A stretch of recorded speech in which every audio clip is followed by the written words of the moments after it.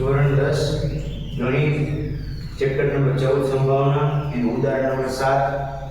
એક શાળાના ધોરણ 10 માં 40 વિદ્યાર્થીઓ છે, તેમાંથી 25 છોકરીઓ છે, 15 છોકરાઓ છે. વર્ગ શિક્ષકે તેમાંથી એકને પ્રતિનિધિ બનાવવાનો છે, બરાબર, એટલે મોનિટર બનાવવાનો છે. તે દરેક વિદ્યાર્થીના નામ ભીની ચિઠ્ઠીમાં લખીને એક થેલામાં રાખી દે છે.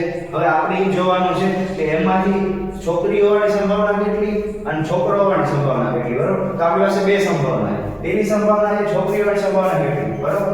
એટલે કે આપણે જે સંભાવના શોધવાનું સૂત્ર છે P of A equal to m ના છેદમાં n, એટલે m equal to સાનુકૂળ પરિણામ. તો સાનુકૂળ પરિણામ કેટલા છે? પેલી સંભાવના છે છોકરીઓ હોવાનું. તો છોકરીઓ કેટલી છે? તો 25. તો સિમ્પલ છે, સાનુકૂળ પરિણામ 25 અને કુલ પરિણામ એટલે n, એટલે ટોટલ 25 અને 15 કેટલા? તો કે 40, બરાબર. તો પેલી સંભાવના શું કહે છે? m ના છેદમાં n એટલે 25 ના છેદમાં 40, બરાબર.